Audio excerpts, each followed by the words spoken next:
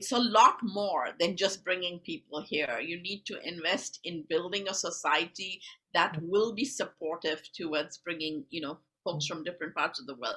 The pandemic has really given us pause to think Mhm. about some of the fissures that have been exposed because of the pandemic in terms of issues of equity, issues of mobility.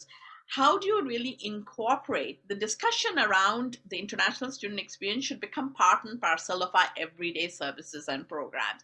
It shouldn't be focused in one office. It shouldn't be the responsibility of one office. It has to be integral to exactly when we think about our students, they Mhm. cannot be a separate group anymore. They have to be part and parcel of all of our groups because they do represent all of our different populations, right? Yes, that's fine to speak about inclusive internationalization, but really we need to think about why have our approaches been so exclusive?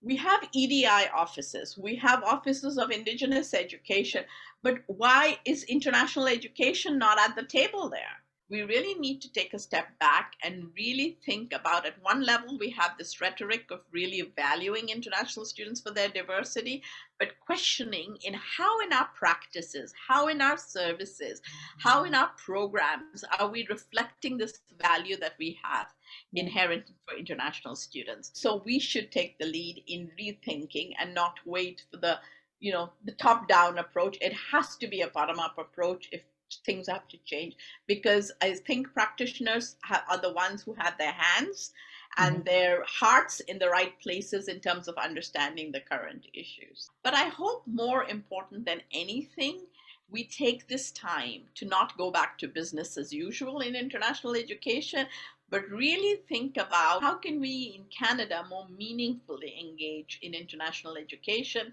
than just because of the dollar sign that we've put in front, first and foremost, in terms of our international education policy.